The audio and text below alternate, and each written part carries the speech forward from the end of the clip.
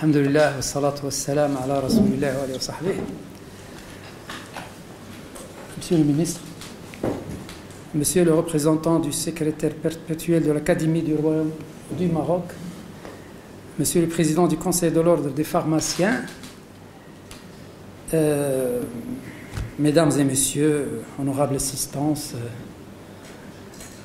je suis très fier d'assister à ce colloque national de bioéthique et je souhaite la bienvenue à nos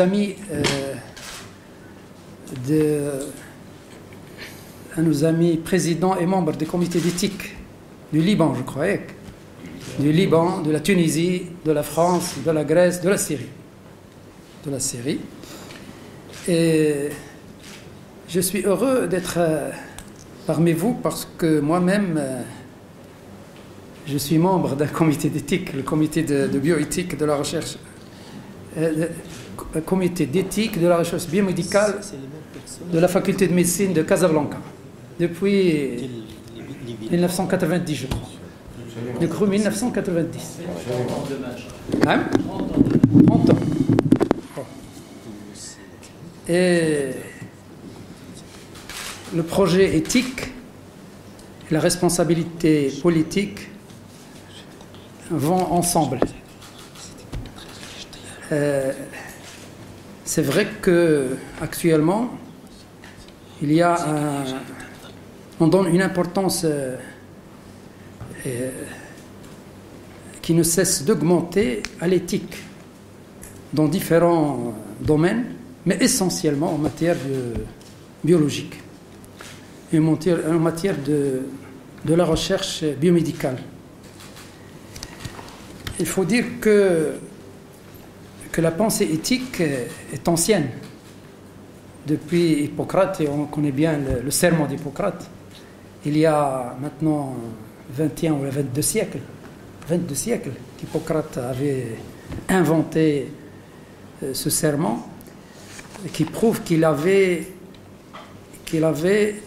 la hantise, qu'il s'intéressait beaucoup à la pensée éthique et que la pensée éthique est très ancienne et aussi on peut citer beaucoup de médecins, de philosophes durant l'histoire de l'humanité qui se sont intéressés à la pensée éthique, essentiellement en matière biologique et médicale.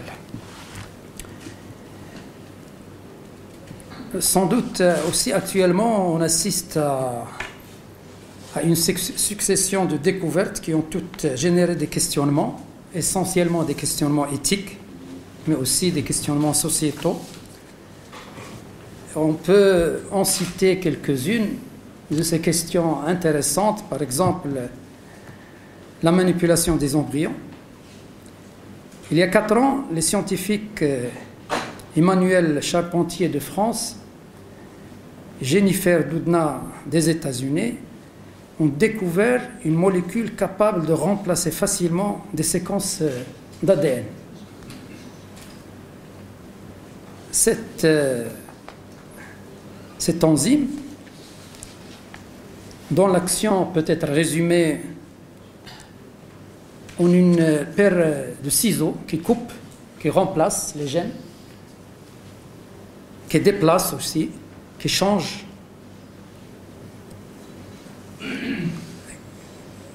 Donc, ce sont des paires de ciseaux. Utilisant cette technique, en fin avril 2015, des chercheurs chinois avaient réussi à modifier avec succès un gène.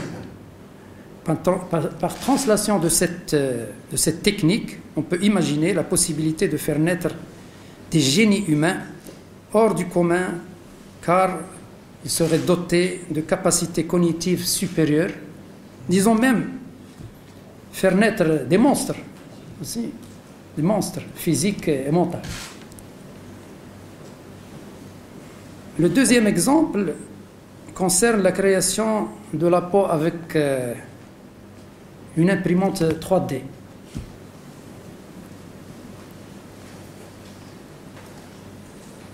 Une société française avait développé une technique d'impression 3D du tissu humain grâce au laser. Il s'agit de marier les technologies d'impression 3D et la biologie cellulaire afin de fabriquer couche par couche des tissus biologiques. Derrière la révolution technologique se profile un questionnement éthique. Quand nous saurons-nous créer des tissus fonctionnels personnalisés? Cela peut aboutir à fabriquer des tissus améliorés. Il y aura alors la tentation de créer un homme augmenté, doté de pouvoirs non naturels ou supranaturels. Changer la nature humaine. On peut encore citer un troisième exemple, c'est les big data actuellement qui peuvent transformer la pratique médicale, qui peuvent entraîner au fait que le médecin soit un simple technicien qui utilise un nombre gigantesque d'informations qui échappent, disons, à la mémoire humaine. Donc, ce sont des exemples qui peuvent transformer la société humaine, la pratique médicale, la recherche biomédicale, qui peuvent révolutionner la réalité humaine elle-même.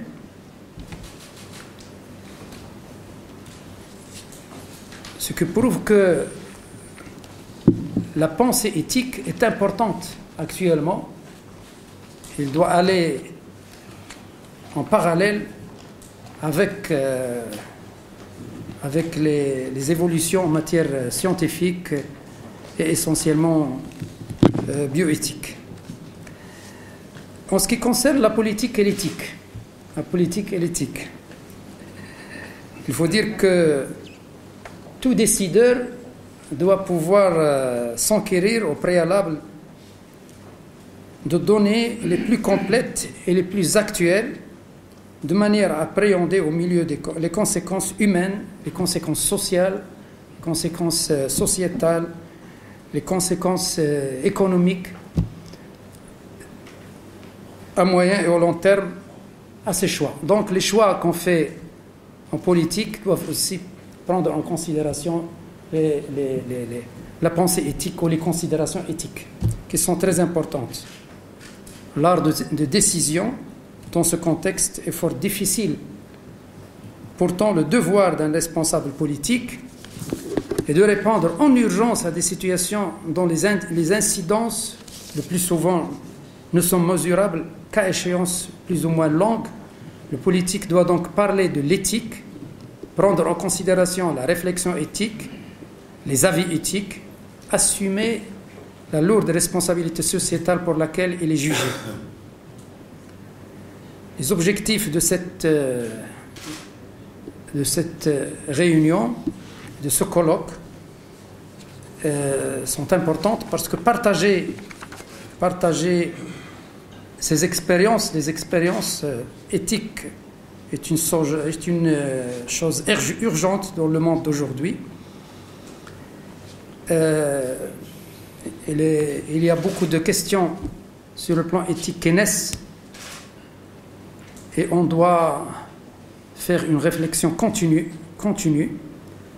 pour maintenir un équilibre entre la liberté d'action d'une part et l'intérêt scientifique du travail qui conduit à l'utilité sociétale et aussi les considérations éthiques.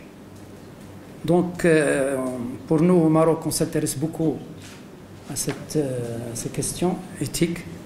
Je tiens à remercier tous les comités d'éthique membres et présidents, comités d'éthique des